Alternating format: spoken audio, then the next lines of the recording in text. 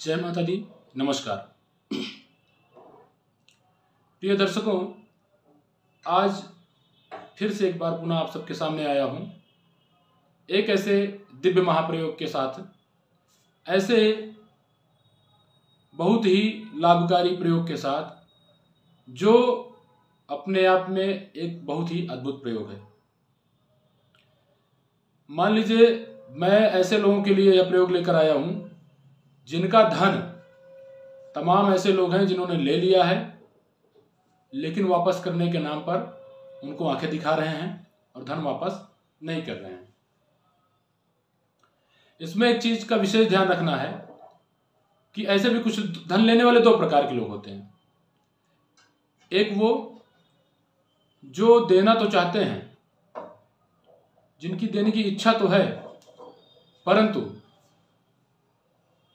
उनके पास व्यवस्था नहीं है, वो दे नहीं पा रहे हैं। तो जिनके पास धन देने की व्यवस्था नहीं है और देना चाहते हैं, यह प्रयोग उनके लिए तो नहीं है। लेकिन ऐसे तमाम प्रकार के लोग होते हैं जो धन लेते समय तो बहुत अच्छा बोलते हैं, बहुत बढ़िया बात करते हैं और ले करके खा जाने का काम करते हैं और धन वापस नहीं करना चाहते हैं।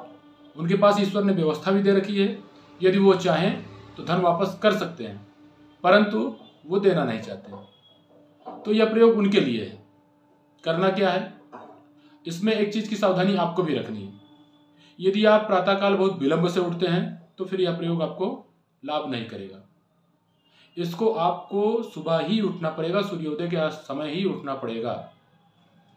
और यह प्रयोग सुबह 6:15 से लेकर के 7:30 के मध्य हो जाना चाहिए। 7:30 से विलंब नहीं होना चाहिए, इसका विशेष ध्यान रखना है। और मित्रों, आपने सुना होगा कि उनके ऊपर एक टोटका हो गया और वो जो है बड़ा कष्टकारी जीवन हो गया, उनका ये हो गया, उनका टोटका बड़ा लाभ कर गया। तो निश्चित तौर पर विश्वास करिए, बड़े से बड़े अनुष्ठान से जो कार्य नहीं होता है, छोटे छोटे टोटकों से वो काम हो जाता है। ये वैदिक परंपरा में पद्धति रही है और टोटके बहुत प्रभावशाली होते हैं, इसमें कोई संदेह नहीं होना चाहिए।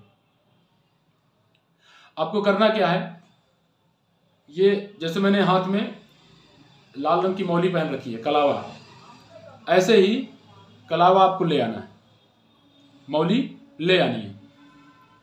अच्छा, यदि मान लीजिए आप ऐसे किसी स्थान पर रहते हैं जहां पूजा पाठ का सामान नहीं मिल पाता ठीक से और मौली आपको नहीं मिल पा रही है, तो घर में कपड़ा सिलने वाला धागा तो होगा ही ना, या नहीं है तो वो तो मिल जाएगा बाजार से। तो धागा ले आना है, धागा कैसा भी हो, बस शर्त यह है कि वह लाल रंग का होना चाहिए धागा। लाल रंग के धागे से ही ये प्रयोग किया जाता है और लाल रंग के धागे से ही ये प्रयोग करना चाहिए, तभी इसका पूर्ण लाभ मिलता है। अब आप जब सुबह उठिए तो लाल रंग का धागा ले आइए। और जो लोग दातून करते हैं, ये दातून के समय का प्रयोग है। यदि अब तो लगभग ज़्यादातर लोग, अधिकांश लोग ब्रश करने लगे हैं, पहले दातून की व्यवस्था हुआ करती थी।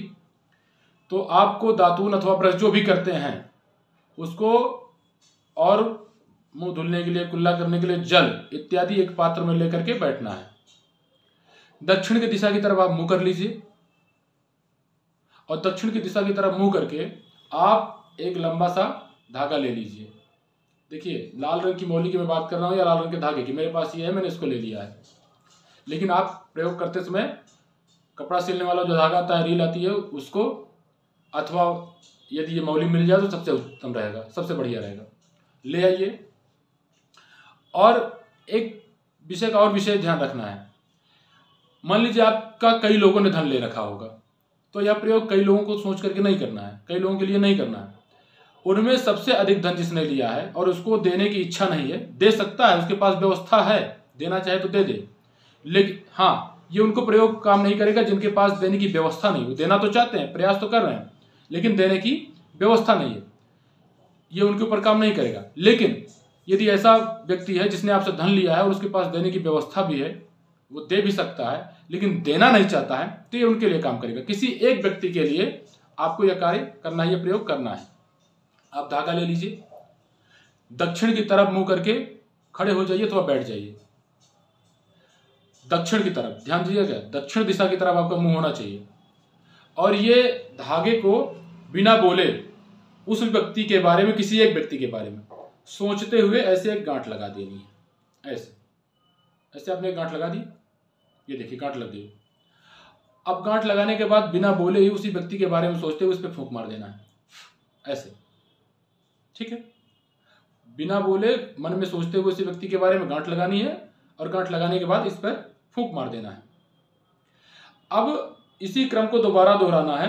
दूसरी गांठ बिना बोले उसी व्यक्ति के बारे में सोचते हुए लगानी है और लगा करके ऐसे उसी व्यक्ति के बारे में सोचते हुए फूंक मार देना है। तीसरी गांठ भी ऐसे ही लगानी है, ऐसे ऐसे लगा करके मन में उसी व्यक्ति को सोच, मैं बार बार याद करा रहा हूं कि मन में उसी व्यक्ति के बारे में सोचते रहना है और ये गांठ लगाकर उसी व्यक्ति के बारे में सोचते हुए फूंक मार देना है, ऐसे। फिर चौथी, 3 गांठें हो गई। अब चौथी गांठ पुनः लगानी है और चौथी गांठ लगा करके फिर उसी व्यक्ति के बारे में सोचते हुए, उसी व्यक्ति के बारे में सोचते हुए गांठ भी लगानी है और उसी व्यक्ति के बारे में सोचते हुए इस गांठ पर फूंक भी मारना है, फूंक मार देना है। 4 गांठें हो गई। अब इस धागे को पलट लीजिए, इस धागे को पलट लीजिए। वही क्रिया इधर से दोहरानी है। उसी व्यक्ति के बारे में सोचते हुए गांठ लगाना है और गांठ लगाकर उसी व्यक्ति के बारे में सोचते हुए फूंक मार देना है, ठीक है। दोबारा फिर से वही काम करना है। उसी व्यक्ति के बारे में सोचते हुए गांठ लगा करके उसी व्यक्ति के बारे में सोचते हुए फूंक मार देना जिसने आपका धन लिया है।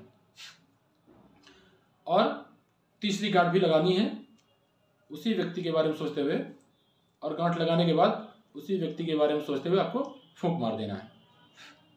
आपने पहले लगाई 4 गांठें और ये लगाया 3, पहले 4 गांठें लगाई और पुनः 3 गांठें आपने लगाया। अब करना क्या है, अब इसी धागे को ऐसे, इसी धागे को आप मोड़ लीजिए, मोड़ करके बराबर कर लीजिए, ठीक है। ये देखिए मोड़ करके आपने बराबर कर लिया, ठीक है। अब इस धागे को रख दीजिए, इस धागे को रख दीजिए। धागे को रखने के बाद अभी तक आपका मुंह दक्षिण की दिशा में था, दक्षिण की तरफ मुंह करके आपने यह प्रयोग किया था। अब आपको करना क्या है कि आप इसको रख करके इसी धागे पर दोनों पैर रख करके बैठ जाइए और अपना मुंह उत्तर की तरफ कर लीजिए। बिना बोले, आपके पास दातून है तो दातून, अथवा ब्रश करते हैं तो ब्रश, बिना बोले ब्रश करते रहना है, दातून करते रहना है। ध्यान एक चीज का रखना है, बड़ी सावधानी की बात है कि जिस व्यक्ति ने धन लिया है उसके बारे में पॉजिटिव सोचना है। पॉजिटिव यह सोचना है कि वह व्यक्ति शीघ्र ही मेरा धन लेकर के आने वाला है और मुझे धन वापस करेगा। अब उसके मन में विचार आ रहा है कि वो मेरा धन वापस कर दे, वो मेरे धन को वापस करने का प्रयास करना शुरू कर रहा है, बहुत ही जल्द वो मेरा धन लेकर के वापस आएगा। ऐसे ही सकारात्मक सोचना है, पॉजिटिव बातें। भूल से भी नेगेटिव बातें मत सोचिएगा कि वो मेरा धन देना नहीं चाहता, वो मेरा धन नहीं दे रहा है, ऐसा बिल्कुल मत सोचिएगा, नहीं फिर प्रयोग निरर्थक हो जाएगा। आपको पॉजिटिव ही सोचना है। धागे पर बैठ करके उत्तर की तरफ मुंह कर लेना है, ब्रश करते हुए मानसिक रूप से सोचना है, उसी व्यक्ति का स्मरण करते रहना लगातार कि वह व्यक्ति मेरा धन लेकर के आने वाला है, मेरा धन देने वाला है, प्रयास कर रहा है कि जल्दी से मेरा धन ला करके दे दे। उसके मन में बार बार विचार आ रहा है कि वह मेरा धन वापस कर दे और वह मेरा धन लेकर के वापस करने आ रहा है। ऐसे ही सोचते रहना है। आपने ब्रश कर लिया, अब इसी धागे को उठाइए और जहाँ आप स्नान करते हैं, यदि वहीं पर आप जहाँ स्नान करते हैं वहीं ब्रश कर रहे हैं तो और अच्छी बात है। आप इसी पे बैठे बैठे या खड़े होकर के आप स्नान कर लीजिए। अब ज़्यादातर समस्या वहाँ आती है जहाँ बाथरूम बने होते हैं शहरों में और बाहर नहीं नहाते हैं या ऐसी कोई स्थान नहीं है कि जहाँ पर ये बह के चला जाए कहीं भी, तो ये जा करके धागा बहते हुए, मान लीजिए आप स्नान करके हटे तो जल के साथ में बहते हुए जा करके जाली में फंस जाता है, तो आपको इसको छूना नहीं है, इसको पड़े रहने देना है।